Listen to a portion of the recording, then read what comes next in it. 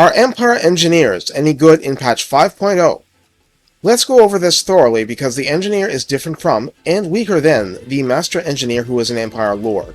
We need to look at what the Engineer brings to an army because recruiting one takes a key commitment to a particular building, the Artillery one, locking your early game into that arm, which is usually a supporting arm of battle. So what does the Engineer bring you? Recruited for, ignore the paper cost of 1000, it's lower. We just get 250 upkeep from it. This single hero gets 3548 health on foot, with 50 armor, very mid, standard 15% missile resistance, leadership 70, speed 34, melee attack starts at 34, attack interval the standard 4, medium splash target size, and interestingly, up to 8 targets actually damaged, as high as the Empire Captain. Melee defense starts at 32, decent but that's all. Weapon strength is 320, split between base 220 and 100 armor piercing. Charge bonus is 15, mass is 600. For range, the Engineer starts with 40 ammunition, range 135, missile damage listed as 600 officially, with each round doing 20 base and 80 armor piercing. He fires 6 shots per volley with a repeater rifle, Outrider style. Reload time is an even 10. Total accuracy begins at 20, as in no more than 20, so he is not a sniper per se. Calibration distance is 115. Calibration area is a very tight 1, which means he's nowhere near the spray and pray actual Outriders are. Penetration size cap is medium, max targets penned is 5, so up to 6 targets could be hit with any particular bullet potentially. I'll briefly put up the Barded Warhorse and Mechanical Steed stats, basically more armor, speed, charge bonus, and the Mechanical Steed offers a big health boost and more charge bonus from the extra mass. Also, the Engineer becomes fire whilst moving. The forward arc you see looks intimidating, but the Engineer has a very liberal interpretation of forward arc, since he can bend pretty far to the side while firing to your benefit. First, let's go over the yellow line briskly. Our bad reboot wiped out power of the old script, boo. Survivalist adds up to 15% HP, Indomitable adds plus 12 leadership at 3 pips, Bandolier adds plus 30% ammo max, which is good, Fleet-footed plus 15% max, which is good considering mounts, Piercing shots max plus 15% missile strength. Extra powder is a passive buff to explosive damage using units around the Engineer, which in practice means stuff like mortars, Hellstorm rockets, Outriders with grenade launchers. Hard to hit adds plus 12 melee defense max. Gunsight adds plus 10% range and plus 40% armor piercing missile damage max. On a unit mainly doing AP, Always Ready reduces reload time by up to 15%, which may threaten to reach a cap. Scarred Veteran adds up to 15% more health, and Deadly Onslaught is the traditional melee boost to damage and charge bonus for a set duration. Interesting on a mainly ranged hero with melee as a hobby. As an embedded hero, the Engineer provides increased mobility, your only Empire source of this outside of the legendary hero Ulrika. Boost income is like what Battle Wizards get you. The Engineer provides a new source of damage walls, has the usual wound action against characters, and has the block army ability, making you less dependent on witch hunters for that. Specialist reduces the cost of these actions. From here we get into the personal style line. Master of Ballistics, available in multiplayer, is a constant area effect hex around the Engineer, affecting friendly artillery and war machine units within 55 meters, granting plus 15 accuracy and plus 10 reload skill. That's good because I've said before, cannons suffer especially with the low rate of fire in Warhammer 3 compared to 2. This lets you reverse that. All-terrain vehicle grants Strider and Vanguard deployment to chariots and war machines. Luminarch is a magical chariot. This brings Empire in line with Chaos Dwarfs. Triangulation adds a max of plus 12% missile strength for the hero's army, and that's for all missile units, not just artillery and war machines. Black Powder Discipline, where did we last see this? Null Ironsides. If the hero stays in place, which is interesting because by now he must have a mount, he gets plus 40 accuracy and plus 10 reload skill for himself after 10 seconds of being immobile. Suddenly, he really is a sniper. Mercurial Shot is a flaming magic missile to give him a boost. Nothing wrong with that, it's a max 3 per battle, in line with similar heroes in the Dwarf and Chaos Dwarf rosters. Machinist Preparations gives regular ammo better range and armor piercing, but allows a toggle to switch to shorter range explosive rounds, basically letting him pick either aspects of Dwarf and Chaos Dwarf weapon specializations on a toggle, which is pretty awesome, though the Dwarf specializations allow other perks that are quite good, but they don't get a Robo-Horsey.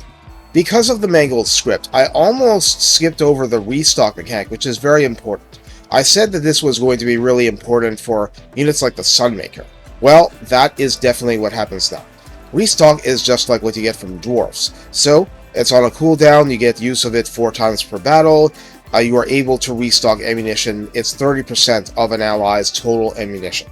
Which is still really good and really awesome, especially if it's a high value unit like the Sunmaker.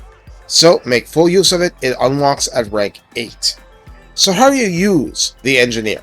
It's hard to say much about multiplayer, but in campaign it's not complicated. You basically have to use them in conjunction with artillery, just from the fact you build an artillery building to unlock them at all. Empire artillery is now available earlier, an immense boost to quality of life that you should take full advantage of. More broadly speaking, the Engineer is a skirmish and buffing hero. He's support, he has difficulty doing great deeds solo, but does a lot to help you in the big picture. His close-by presence is not required except for Restock for boosting artillery. Restock is great, and you should abuse it to the fullest extent possible. Basically, it's often the role of cavalry to harass and slow down an enemy advance to give the artillery time to put the pain in. But the Engineer is putting the pain in on his own. Often the enemy might ignore him, but if that's the case, that means he's putting in damage for free. Just to attract more aggro, you might want to charge him in and out. And that's what I tried. Otherwise, Black Powder Discipline in campaign gives you a reason to just park him and zero down particular opponents best you can, but he's much better as a scalpel than as a bludgeon. You have other units to bludgeon with. There's nothing that strange about the Engineer, except for the traits that create doom stacks, but that is a tale for another video. Take care and have fun showing enemy lords that the Repeater is no toy in the hands of a seasoned pro.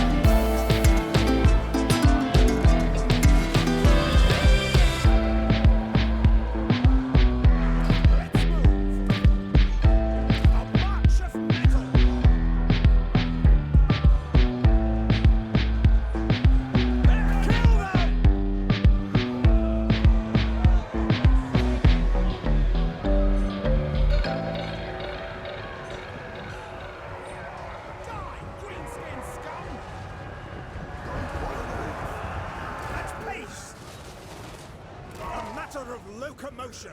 Giddy up!